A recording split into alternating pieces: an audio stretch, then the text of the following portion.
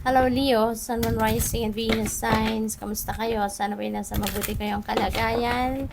Welcome back po sa Star Tarot. At kung bago kayo rito, welcome din po kayo. And please subscribe, like, share my videos, and leave me a comment po kung nakaresonate kayo. Thank you. So first message po ninyo is for general life and the Three of Pentacles action. Yung keyword dito. So maybe you are going to take action now, towards whatever it is that you are manifesting or whatever it is that you want to achieve, siguro kung dati nagdadalawang isip siguro kayo, kung sisimulan mo na to or hindi, pero since ngayon merong kasi si Three of Pentacles, pwedeng collaboration ito, pwedeng partnership, baka meron kayong o-offeran na kung gusto makipagsosyo sa'yo or kung gustong makipag-partner sa'yo, yung ganun. Or baka kayo yung makaka-receive ng offer dito, Maybe someone is going to ask you if they are going to, if they can join you, or makipag-collaborate sa inyo. So, pwedeng ganun.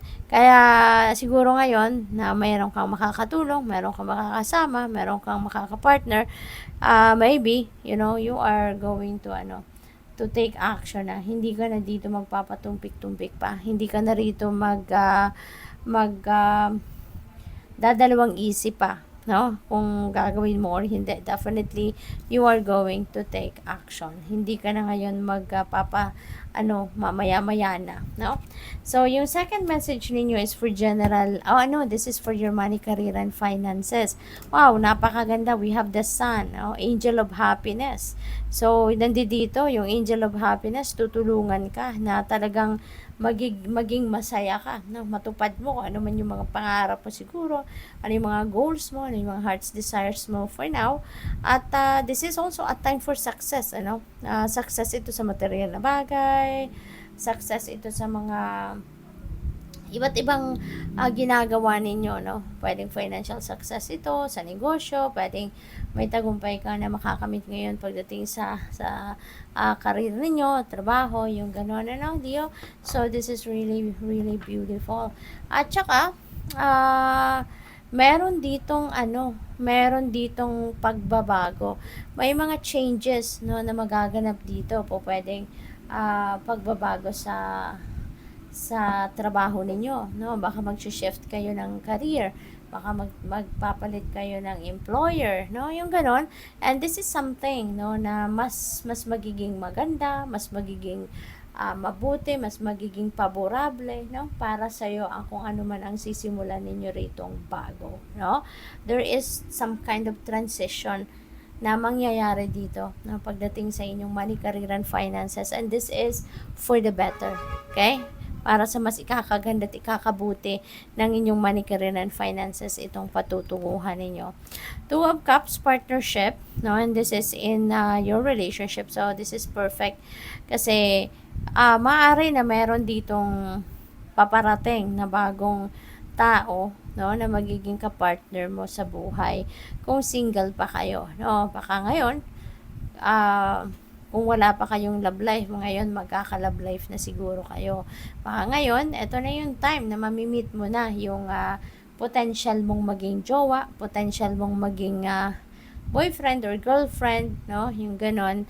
At pwede rin, na kung may karelasyon na kayo, siguro sa ngayon, mas magiging kayo, mas magiging closer kayo, mas magiging passionate kayo with each other, mas magiging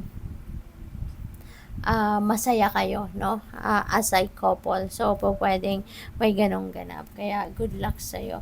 So, kuha tayo ng clarifiers, and before that, maraming salamat muna, sa inyong for being here and also for subscribing. Kung hindi pa po kayo nakakapag-subscribe, subscribe na po kayo. Thank you. And iniimbitahan ko din po kayo na mag-join kayo, sa channel ko. So, open na po yung channel memberships, no? Nandiyan dyan po sa baba ng video yung join button. So, if you would like to join, so, pindutin nyo lang and check it out, no? Kung ano po yung perks na nandiyan dyan. At saka, thank you, no? Sa mga hindi nag-skip ng ads. Thank you sa mga nagdo-donate. Thank you for your support. So, si Ten of Pentacles, ito yung nagka-clarify kay Three of Pentacles. So, napakaganda kasi parang yung supportive, ninyo rito, yung yung supportive energy dito na nakapaligid sa'yo is coming from your family, no? So, siguro, very supportive sa'yo ang pamilya mo in any shape or form. Maybe they are always there for you, no? To help you, to be with you, at lagi silang nandyan para tutulungan ka, maging yan ay sa pera, maging yan ay oras na kailangan mo from them, whether that is physical help na kailangan mo from them. It doesn't matter, no? Your family is very supportive of you. Your family is always there to help you, kaya napakaganda. Kaya talaga walang duda, no, naaakyat talaga kayo dito sa ladder of success. Kasi napakalakas, no, ng support system ninyo. Si the Sun is being clarified by Six of Swords. Wow. So, moving on, moving forward si Leo, no? Maaari na meron kayong naging sitwasyon dito. Excuse me po. May naging sitwasyon siguro kayo, let's say for example sa trabaho or sa career ninyo, na hindi na to maganda para sa'yo, no? Hirap ka na, baka hirap ka na sa trabaho, baka there's a lot of toxicity, no, surrounding you sa workplace or sa negosyo ninyo. Baka yung mga ka-business partner ninyo, very toxic kasama, or toxic situation talaga ang kinabibilangan ninyo. So, you are moving on from that, no?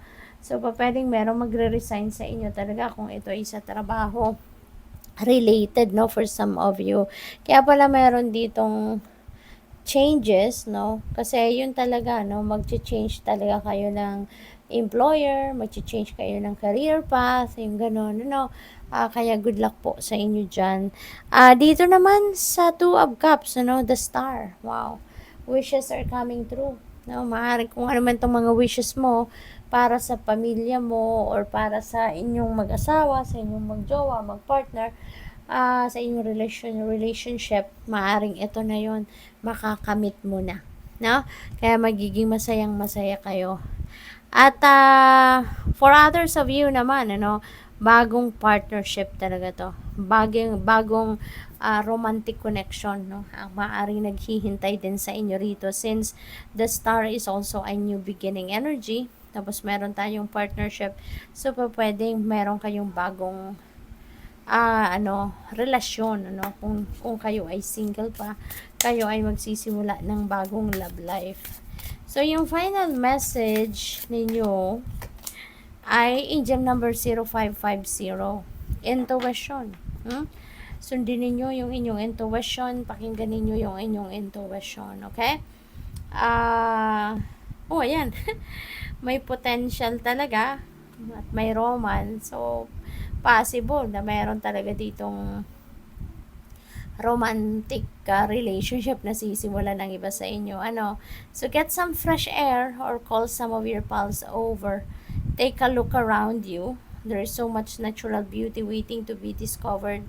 Either you will soon become involved in an exciting new project, or you will go out on a date, no? So put your charisma to use everywhere.